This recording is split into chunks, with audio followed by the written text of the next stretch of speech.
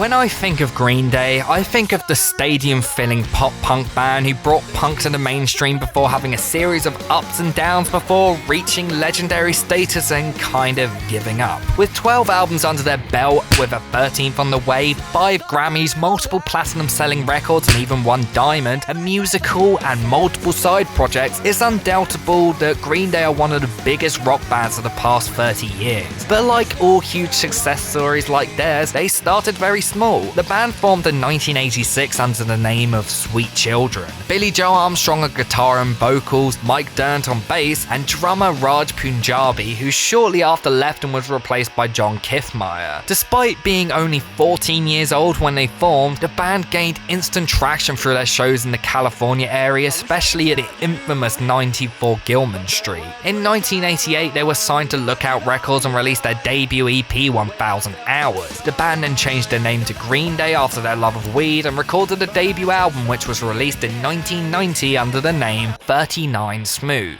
39 Smooth isn't an album that everyone points to as one of the greatest debut albums of all time. It's not even one that people normally point to when talking about great Green Day albums. But I've always had a massive soft spot for this album. It's 30 minutes of simple, melodic and energetic punk rock with a juvenile twang. Just like many of the band's early albums, the album is a clumsy, nervous and at times silly record. Billy Joe Armstrong's lyrics aren't quite as deep as they would become and mostly just focus on things like girls and awkwardness. The first 2 tracks are this, especially with At the Library being about having a crush on someone Billy can see at the library, and Don't Leave Me being a desperate plea for someone to stay with him. Some other songs are all about being afraid of growing up and trying to cling on to adolescence as well as being unable to fit in. Although the album isn't quite as fully formed as albums like Dookie, much of the pieces are here. Guitar riffs are played with insane speed, although as you'd expect can at times be littered with mistakes, which I do think adds this nervous charm to the album. Billy's vocals are distinctly him, even if he's not quite developed it as much as he would in the next couple years. Mike Dirnt's bass is as pitch perfect as you'd expect, and there are some incredible riffs throughout the thing, especially on tracks like Disappearing Boy, Green Day and Going to Pasalacqua. I literally have no clue how to pronounce that and I've never learned for some reason. The latter of which is basically universally considered to be the best song on this album. John Kiffmeyer's drums are very energetic and pounding and are in some tracks, especially Green Day, straight up fantastic and one of the album's highlights. The album contains very much what you'd expect from early Green Day, but it really isn't quite fully formed yet. There are some really good songs on there, At the Library, Don't Leave Me and Going to Pasalacqua,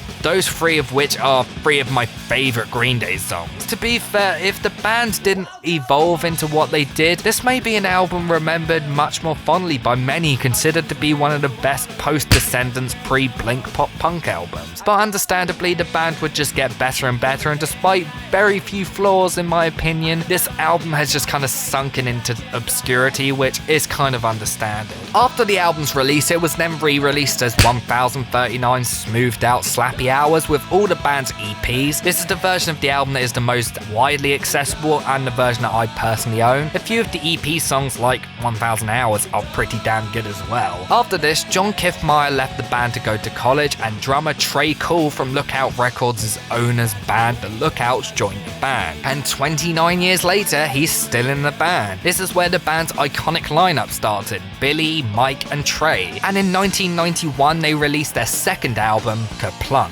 I know most people consider this to be one of the band's best early records, and a lot of people consider it just to be one of the band's best records generally, but I personally prefer 39 Smooth just a little bit. Kerplunk has some of the best Green Day songs ever, like 2000 Light Years Away, One for the Razorbacks, Welcome to Paradise, and Who Wrote Holden Caulfield, but it also has Dominated Love Slave and a few too many songs that I don't feel are quite as memorable as the ones on 39 Smooth. Not to say anything is particularly bad, except for Dominated Love Slave, but apart from those 4 tracks I just mentioned there's nothing on here that I absolutely love, although granted, I do pretty much like everything else at least. Trey Cool's drumming is very good on the album, and songs like One for the Razorbacks is full of incredible fills and rhythms. On Kerplunk, Green Day constantly flaunt their incredibly strong rhythm section, and that's probably the best thing about the instrumentation on it. Although Billy's guitar riffs and playing is great, there is something about his guitar tone which sounds like it was like a demo recorded on a cheap amp in his room. Billy's songwriting definitely improves in a lot of ways on the album, and it's the first time you get that sense that he has the potential to write some really great pop hooks. The version of Welcome to Paradise on the album, of course, is a perfect example of this. That song obviously would end up being re-recorded for Dookie in a much cleaner and more radio-friendly way, but the version here is still great and really highlights the song's basic strengths. There are also points in the album where it's clear that the band took some risks, especially with songs like Christie Road, where they slowed the tempo down, something that is basically a punk rock sin. Lyrically, the album follows many of the same themes as their previous album, and in a lot of ways I think lyrically this album is a lot stronger. I can completely understand why people would prefer Kerplunk over 39 Smooth, but I personally have spent more hours spinning 39 Smooth than the former. Even if songs like 2000 Light Years Away and Who Wrote Holden Caulfield are two of the best Green Day songs and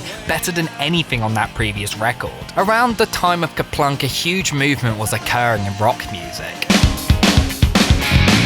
Nirvana and the grunge movement made punk rock popular, and suddenly major labels were picking up as many punk bands as they could. Green Day saw a massive amount of offers because Kerplunk was a huge underground success. However, they declined every single one until meeting with Rob Cavallo, a producer and representative for Reprise Records. The band were impressed with his work with the Muffs, and so they signed with Reprise and got him to produce their major label debut. This of course led to the punk scene ripping them a new one and calling them sellouts, but instead of letting that get to them, they pushed forward and released one of the greatest punk albums of all time, Dookie. I wouldn't hear Dookie until about a decade after its release, when American Idiot was the biggest thing in the world. I was only 7 years old and probably too young to be listening to songs about doing drugs and masturbating, but I loved Dookie from the second I heard it, and I love it to this day. Dookie does basically do exactly what the previous albums did, but it's obvious from the opening of Burnout that the band had grown as musicians and songwriters and were about to blast out 14 relentless, aggressive, angst-filled pop-punk songs full of vigor, melody, and diverse song topics. The band stepped away from just talking about relationships and adolescence and tackled wider subjects like drug abuse, anxiety, self-abuse, masturbation, sexual orientation, and even darker subjects like mass murder. The songs have the best qualities of classic punk rock. They're hard-hitting, catchy, hilarious, and full of snot. The band blended together the free chord structures and fast tempos of Ramones, the melodic catchiness of the Buzzcocks, together with the self-loathing personal lyrics of bands like Nirvana, together into an album that was a perfect storm of great ideas. Instead of doing what most US punk bands at the time were doing and taking influence from what was going on in US punk, and what I mean by that is taking influence from hardcore and hardcore tinge pop punk bands like Descendants and NoFX, Green Day took all their influence from the classic British punk rock scene. Sex Pistols, Buzzcocks, The Jam, and The Clash are all clear influences on this album, and I personally believe that Green Day took much of what these bands did really well and they perfect them on this album.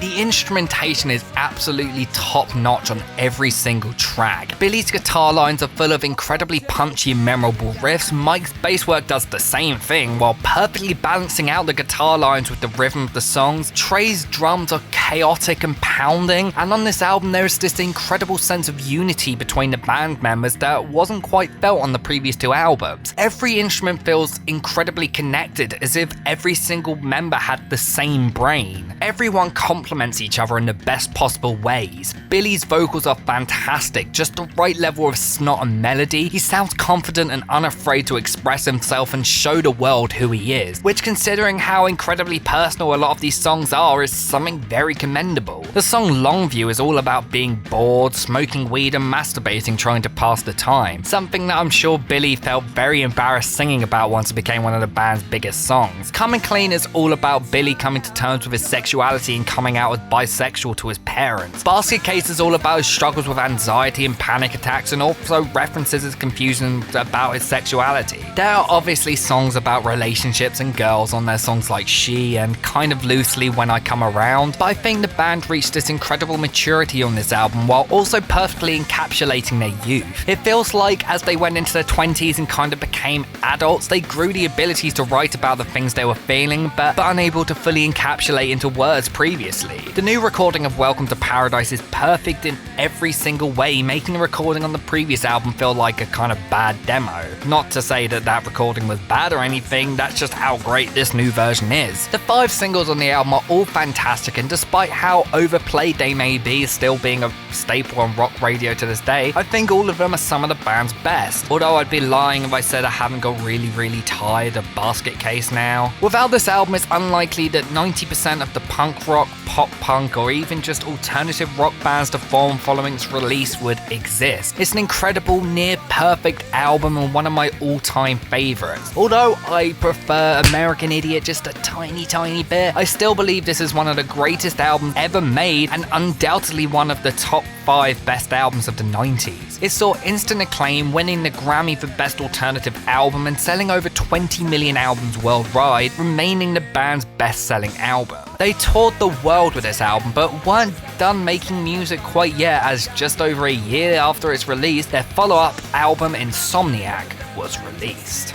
Thanks for watching the first video in the Hella Mega Reviews. Next up we've got the Blue Album, which I'm going to do this album rocks video all about because it's such a perfect album. Hopefully that video is going to be out very soon. It's all written, recorded, just need to get it all edited, and hopefully the first Fall Out Boy one will be out not long after that. Thanks for watching guys, and I'll see you next time.